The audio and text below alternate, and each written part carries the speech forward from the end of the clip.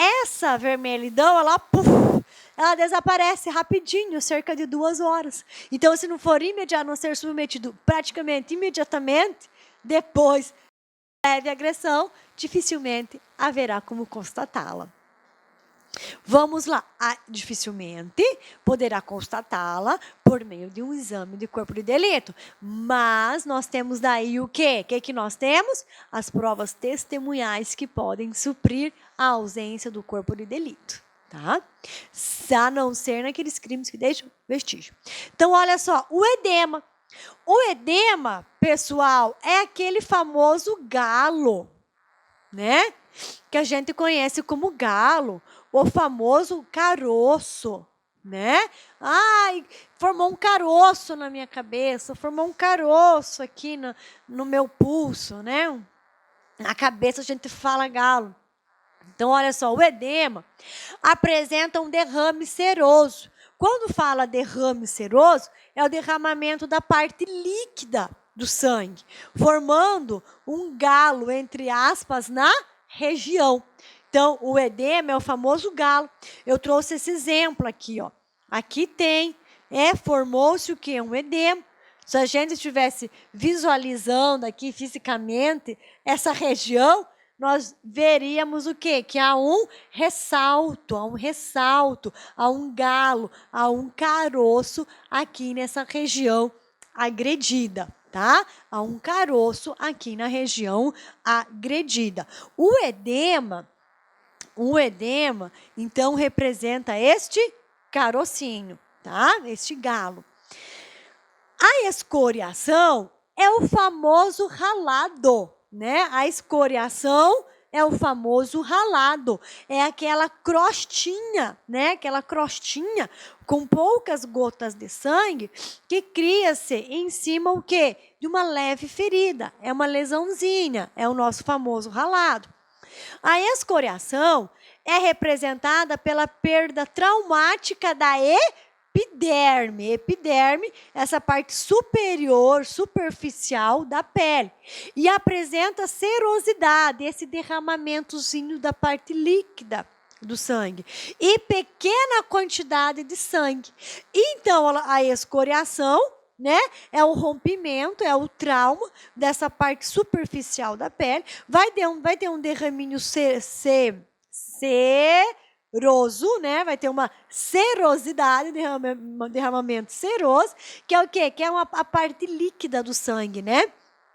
Junto vai ter o quê? Pequena quantidade de sangue. E vai formar o quê? Uma crostinha, né? Vai formar uma crosta, que a gente fala de casca, né? Aquela casquinha. Então, essa é a nossa escoriação. Lembrando que a escoriação pós-morte, ela não vai formar crosta, tá? Escoriação pós-morte não forma crosta. Olha aqui, isso aqui é um exemplo de escoriação, tá? Aqui dá para ver o quê? Um derramamento seroso, dá para nós observarmos, né? E já vai criar o quê? Vai criar crostas sobre essa região aqui, a traumatizar essa região aqui, ó, que foi traumatizada, que sofreu um trauma, né? Na parte superior da pele. A equimose, muito bem. Nós temos a equimose. A equimose é representada o quê? Pelo derrame hemático, com infiltração e coagulação nos tecidos, sendo de extrema importância a sua análise, tendo em vista que a verificação pericial do trauma é capaz de informar a provável data da agressão, ok? Agora, a equimose, então, ela é o quê? A equimose é aquela coloração, né? É aquele, imaginemos, um exemplo de equimose, um soco, né? Um soco no rosto. Ou seja, vai formar esse derramamento, né? Vai formar esse derramamento hemático com infiltração e coagulação nos tecidos. E a equimose, ela é muito bem representada pela coloração dela. Então, pela coloração, o perito é capaz de identificar a provável data da agressão. Olha que bacana. Por quê? Porque ela começa vermelha. Daí ela parte para uma cor preta arroxeada. Enfim, ela vai se apresentar com uma coloração verde amarelada. Ou seja, a vermelhidão é imediata. Preto arroxeada, dias depois. Verde amarelada, no final, quando essa lesão, o quê? Quando essa coloração já está prestes a desaparecer. Então, se o agredido chega lá com essa equimose para submeter-se a um exame de corpo de delito e fala, olha, e pergunta-se a ele, data da agressão, foi ontem. Só que a coloração aqui já está verde e amarelada. Epa, foi ontem não, senhor. Já tem alguns dias, pelo menos 10 ou 12 dias, ok? Então é muito bacana que pela a equimose, né? Essa lesão, a equimose é muito fácil de detectar a provável data da agressão. Vejam só, eu trouxe aqui para vocês, olha só. Eu acredito que essa cor aqui ficou um pouco fraco para vocês visualizarem. A equimose começa com uma cor avermelhada. Aproximadamente 2 dias depois, ela muda para uma cor preta arroxeada. Em torno de 7 dias depois, muda para uma cor verde amarelada, até desaparecer por completo em torno de 15 a 20 dias, ok? Então, essa sequência aqui é interessante também nós termos conhecimento para fins e questões de concurso. Então, a equimose, ela representa inicialmente o quê? Uma cor avermelhada. Em torno de 2 dias depois, uma cor preta arroxeada. Em torno de 7 dias depois, uma cor verde amarelada, até desaparecer por completo em torno de 15 a 20 dias, ok? Vale registrar que essa mudança de tonalidade recebe o nome de espectro equimótico de Legrand de Saulet, ok? Então, esse nominho aqui, eu quero que vocês gravem, porque cai em concurso público. Então, este aqui é mais um nominho, é mais um termo que vai para o nosso glossário. Vai para o nosso glossário de medicina legal, ok? Aí aqui são exemplos, são 2 figuras que representam o quê? Exemplo de equimose, tá? Representam exemplos de equimose, tá? Representam exemplos de equimose. Aqui nós temos, ó, as colorações. Todas as colorações que nós falamos. Aqui já passou do vermelho, já está preto arroxeado. Preto arroxeado. E aqui, salvo engano, já está verde amarelado. Já está verde amarelado, ok? Talvez por aqui ter menor intensidade, a recuperação é mais rápida. Aqui, maior intensidade, a recuperação é mais lenta, ok? Vamos lá então, pessoal. Hematoma, o hematoma, olha só. Tanto o hematoma quanto a equimose, os dois, hematoma e equimose, apresentam-se com extravasamentos sanguíneos, que infiltra e coagula na malha do tecido, tá? Porém, no hematoma, a quantidade de sangue infiltrado é bem maior. E outra diferença que questão de concurso gosta de cobrar. Outra diferença entre equimose e hematoma é que o hematoma, ele não apresenta o quê? Essa fase de coloração preta arroxeada. Ele não apresenta, tá? Ele não apresenta essa fase coloração preta arroxeada, ok? Então, essa é a diferença entre equimose e hematoma. E aqui nós temos um exemplo de hematoma, ó, bem mais vermelhinho. Vamos lá. Agora nós temos o quê? Temos a luxação e a fratura, né? Temos a luxação e a fratura. Qual que é a diferença entre luxação e fratura? Na fratura, né, a ruptura do osso, a ruptura de ossos, né? O osso rompe, ele quebra. Na luxação, nós temos o quê? O afastamento repentino de uma das extremidades, com duração razoável, né?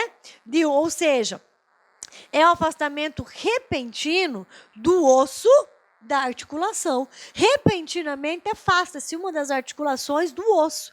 Ou seja, é uma grave lesão o quê? De ligamentos articulares. Isso aqui é legal. Então, a luxação, nós podemos compreendê-la como uma grave lesão de ligamentos articulares, onde não comporta rompimento do osso, onde não comporta o quê? Fratura. Então, essa é a luxação. É aquele inchaço, é aquela dor, é o rompimento de uma ligação, mas sem que haja fratura do osso. Em contrapartida, nós temos o quê? Nós temos a ruptura de ossos, tá? Então, a ruptura de ossos, sim. Aí nós temos a fratura. Olha só, ruptura de ossos. Na luxação, nós não temos essa ruptura de ossos. Aí, por fim, né, em relação a instrumentos contundentes, eu trago só 2 gravuras para vocês, ok? Então, olha só. A lesão contusa é a ruptura da pele por ação contundente e apresenta formas, bordas e fundo irregulares, derrame hemorrágico externo. Esse aqui, olha, é totalmente irregular, tá? Eu trouxe aqui para vocês, nós sabemos o quê? Nós sabemos que as lesões, isso é muito importante, todas as lesões praticadas em esporte, como é o caso aqui, em esporte, são o que nós chamamos de lesões permitidas. São as lesões permitidas. Então, se você entra em um ringue para uma luta, para um esporte como este, que é um esporte violento, tá? No momento em que você desce do ringue, você não vai exigir que aquele seu parceiro de luta, que aquele seu oponente, né, parceiro de luta, não. Você não pode exigir que o seu oponente responda por lesão corporal. Você não pode descer do ringue e ir fazer um exame de corpo de delito e querer que o seu oponente responda por lesão corporal. Por quê? Porque é um esporte violento, onde a lesão corporal ela é permitida dentro das regras daquele esporte. Agora, se essas lesões estão sendo realizadas fora daquele local, ou se o oponente está lesionando em excesso, sinaliza-se para ele parar e ele continua agredindo, aí é um excesso. O excesso é punível, tá? Então, em que pese nós termos conhecimento, preste muita atenção, em que pese nós termos conhecimento de que as lesões praticadas em esportes violentos são lesões permitidas, eu quis trazer para vocês aqui um exemplo de lesão provocada por um instrumento contundente, chamado mão, né? Ou seja, a mão é um instrumento contundente, capaz o quê? De provocar um trauma sobre a cabeça, sobre a face, ok? Sobre o corpo humano. Então, isso aqui é só como exemplo. Exemplo quê? Exemplo de que as lesões contusas, elas podem ser das mais singelas às mais a mais grave. Pode representar uma lesão singela e pode representar uma lesão grave que levou o quê? A morte, obviamente, ok? Certinho? A perícia vai identificar da mesma maneira que nas outras lesões. Identificar e evidenciar se trata de lesão corporal, qual a sua gravidade, se estamos diante de homicídio ou suicídio, se é uma lesão dolosa, se foi uma lesão culposa, se foi um acidente, ok? Tudo isso e todas essas análises, bem como a conclusão do perito, vai ser dirigida a quem? Às autoridades policiais ou judiciais, a fim de auxiliar nas investigações, ok? Fechamos então os instrumentos simples, ok? Perfurante, cortante, contundente. Agora vamos trabalhar os instrumentos de ação complexa. Finalizamos então, pessoal, as 3 ações, o quê? Com instrumentos simples, ou seja, lesões provocadas por instrumento perfurante, por instrumento contundente e por instrumento cortante. Agora vamos trabalhar as lesões provocadas por esses elementos em conjunto, né? Que é uma ação complexa, ok? Uma ação dupla. Olha só, vamos trabalhar agora um pouquinho de instrumento corto-contundente. O instrumento corto-contundente é aquele instrumento cortante, é aquele instrumento que tem o poder de corte, tá? Tem o poder de corte e que age sobre pressão, ok? Ou seja, compreende toda a lesão produzida por instrumentos corto-contundentes que operam sobre o corpo e rompem a integridade física da pele, dando causa a feridas irregulares, as mais variáveis e diversas possíveis. Olha só, o instrumento corto-contundente é aquele instrumento que possui gume de rombo, né?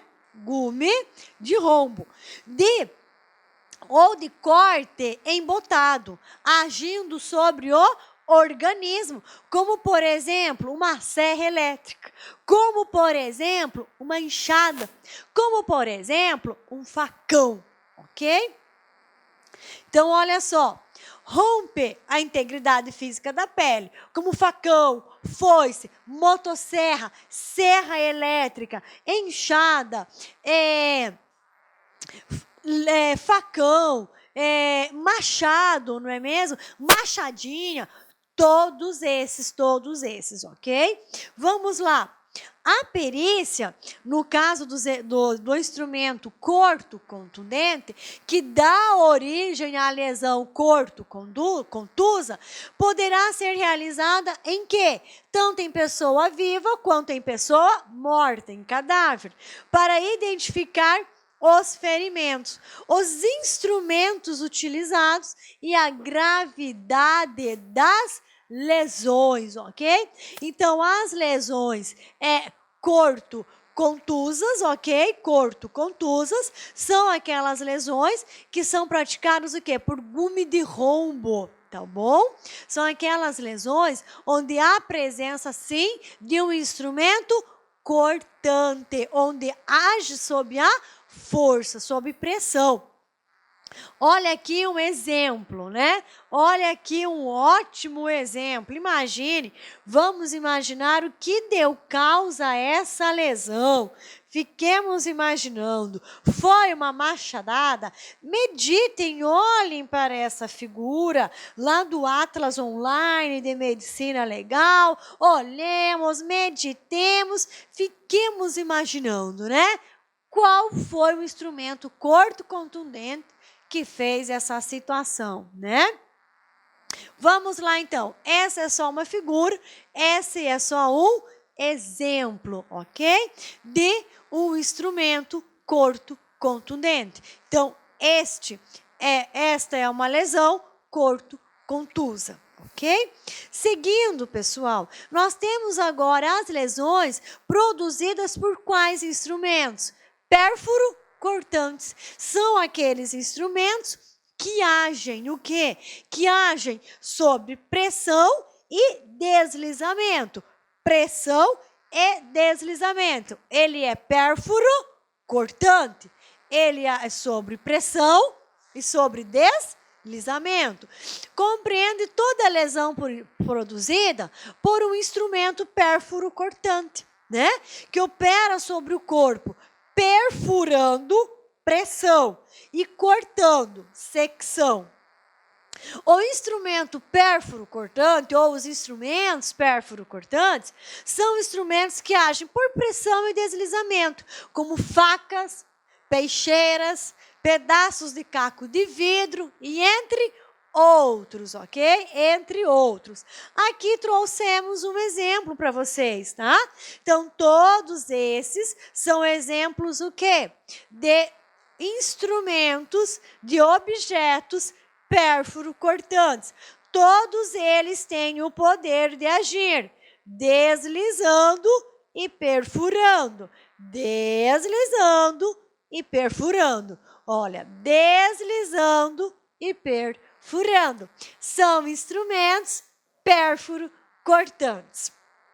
Né? Então, a ferida pérfuro contusa, ela apresenta o quê? Forma irregular, a depender da pressão, né? Do peso que é empunhado no momento da agressão. A perícia, do mesmo jeito, pessoal, sempre vai seguir a mesma regrinha. Vai ser realizada em pessoa viva ou em cadáver, para identificar os ferimentos, para identificar os instrumentos utilizados, a gravidade das lesões, quantidade das lesões e a fim o quê, pessoal? A fim de identificar o quê? Identificar se essas lesões foram produzidas em vida ou pós-morte.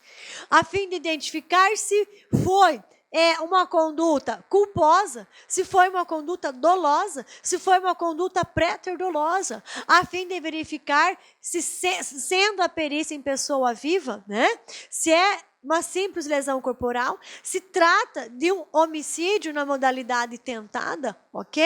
Se é em pessoa morta, se é em cadáver, se nós chegamos à conclusão que é possivelmente uma lesão corporal seguida de morte ou trata-se de um homicídio doloso, ok? Se é derivado de culpa, se é derivado de dolo, se existe o préter dolo, se o agredido agiu em defesa ou não agiu, foi uma ação de defesa ou não foi uma ação de defesa, ok? Então, são N questionamentos, são vários questionamentos a serem respondidos diante de uma situação de lesão, tá? Diante de uma situação de lesão. E conversando com um perito hoje de manhã, eu estava conversando com um perito e ele estava falando, estava até comentando aqui das nossas aulas, e ele estava falando da preciosidade que é o local do crime. O local do crime, ele falou, professora, sobremaneira, o local do crime é de extrema importância. Ele fala, o corpo fala, as lesões falam, mas o local do crime é de extrema relevância para o crime, para o perito. A cena do crime, onde tudo aconteceu, é de extrema relevância. É ali que o perito entra em cena e faz uma retrospectiva do que aconteceu, como aconteceu, a distância de como aquilo aconteceu, o disparo, né, da cápsula que cai ao chão, o disparo foi efetuado, a cápsula está aqui, o corpo está ali, possivelmente o quê? Em uma visão triangular, o perito consegue detectar o quê? A distância, não é mesmo? Onde estava, como estava como estava colocado o autor do disparo, como ele estava posicionado, o cadáver, a vítima, né?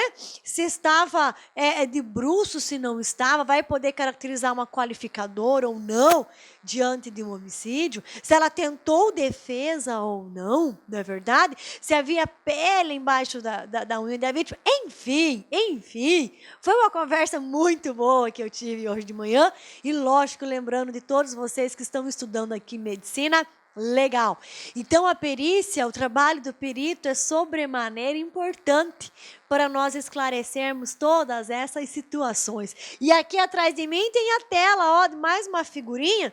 E hoje eu já imaginei, vou dar aula, vou ministrar aula para o pessoal do LAC, para os alunos, e eu não vou de vermelho. Pensei, falei, vou com uma roupa mais clara, mas não deu outra, galerinha. Quando eu vi, já estava aqui com essa blusa vermelha. Falei, pronto, agora eu vou combinar com todos os slides da aula, né? Slide, professora, tudo no ritmo, tudo vermelho, tudo combinando, né? Então, ó, mais uma figurinha aqui, tá? Uma imagem de uma lesão que é produzida, né? Que é produzida por um instrumento, né? Por um instrumento pérfuro cortante. Por um instrumento pérfuro cortante. Agora, pessoal, nós vamos trabalhar a seguinte situação. Lesões produzidas por instrumentos pérfuro contundentes. Pérfuro contundentes. Olha só. Quando fala instrumento pérfuro contundente, o olhinho da galera brilha. Por quê? Arma de fogo, professora. Arma de fogo. Sim, arma de fogo é aquela que mais nos chama a atenção, mas não é a única maneira, tá? Não é o único instrumento pérfuro contundente. Então, nós temos, por exemplo, a ponta de um guarda-chuva. A ponta de um guarda-chuva é também pérfuro contundente, tá? Entra por pressão e sai contundindo o quê? A região. Então, a ponta de um guarda-chuva é pérfuro contundente também. Mas nós vamos dispensar uma atenção especial para a arma de fogo, ok? Então, vamos lá.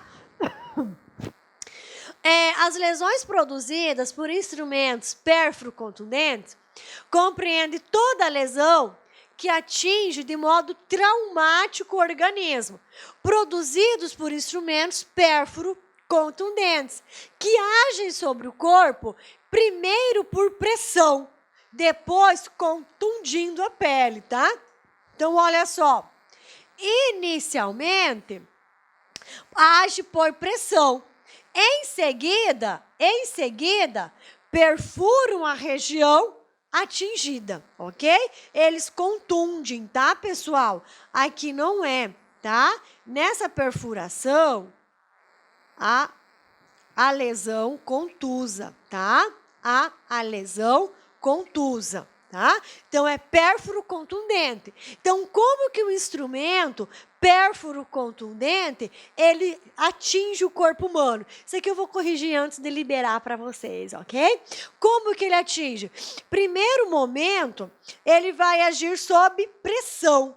No que ele age sob pressão, logo que ele perfura o organismo, o corpo humano, no que ele perfura, ele também contunde, tá?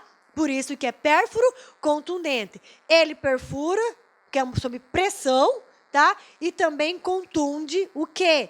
Aquele local. Ele causa um trauma naquele local.